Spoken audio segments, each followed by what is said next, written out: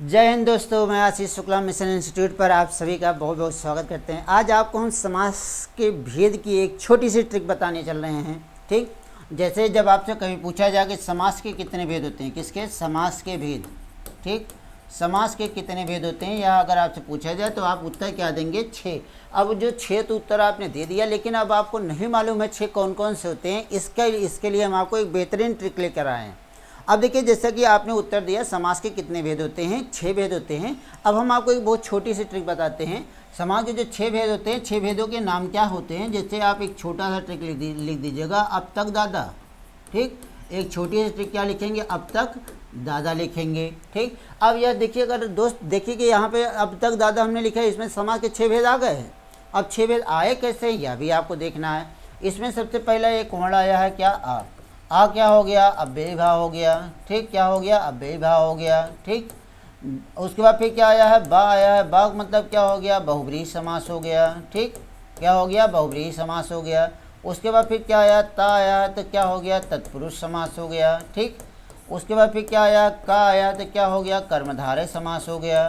ठीक है, कर्मधारय समास हो गया। फिर दा आया है। दा से मतलब क्या हो गया? द्विगु समास हो गया।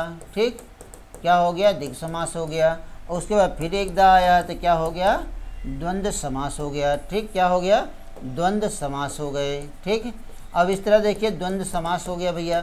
अब इस तरह अगर आप देख रहे हैं तो समास के कितने भेद होते हैं? 6 भेद होते हैं। और 6 भेद को याद करने का सबसे आसान ट्रिक हमने आपको बताया। हमने आपसे क्या बताया? अब तक दादा। अब तक दादा का मतलब आ से क्या हो गया? अव्ययी भाव, बा से बहुब्रीहि, ता से तत्पुरुष, का से कर्मधारय, दा से द्विगु, द से द्वंद्व हो गए। अब ये बात समझ में आई हमारी? हमने आपको बहुत एक छोटी सी ट्रिक दिया जिससे कि आप समास को तत्काल समास के भेदों का नाम ले सकें। ठीक है, अब देखिए कि यह जो हमने आपको बताया, इस ट्रिक को आप एकदम याद करके रखिएगा।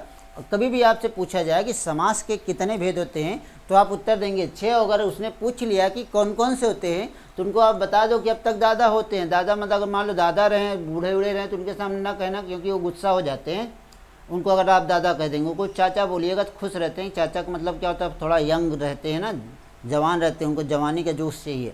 ठीक, तो इस तरह आप उनको न दर्शाइए। लेकिन जब और आपसे कोई पूछे कि समास के जो 6 भेद होते हैं उनके नाम क्या होते हैं, तो तत्काल आप क्या नाम लेंगे? अब तक दादा कहेंगे। चलिए दोस्तों, आज बस इतना, बाकी कल फिर से। जय हिंद, जय भारत।